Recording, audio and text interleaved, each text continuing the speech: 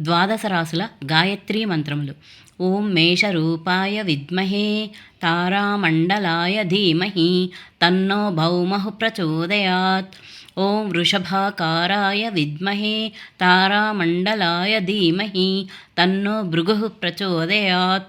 ఓం మిథునాకారాయ విద్మహే తారామండలాయ ధీమహి తన్నో బుధః ప్రచోదయాత్. ఓం కర్కాటకాయ విద్మహే తారామండలాయ ధీమహి తన్నో సోమః ప్రచోదయాత్. ఓం సింహాకారాయ విద్మహే తారామండలాయ ధీమహి తన్నో సూర్యః ప్రచోదయాత్.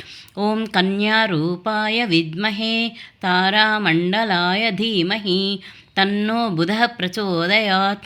ఓం తులారూపాయ విద్మహే తారామండలాయ ధీమహి తన్నః శుక్రః ప్రచోదయాత్.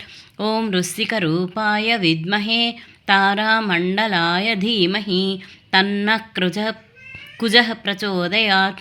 ఓం ధనురూపాయ విద్మహే తారామండలాయ ధీమహి తన్నో గురుః ప్రచోదయాత్. ఓం మకరరూపాయ విద్మహే తారామండలాయ ధీమహి తన్నః శనిః ప్రచోదయాత్. ఓం కుంభరూపాయ విద్మహే తారామండలాయ ధీమహి తన్నో మందః ప్రచోదయాత్.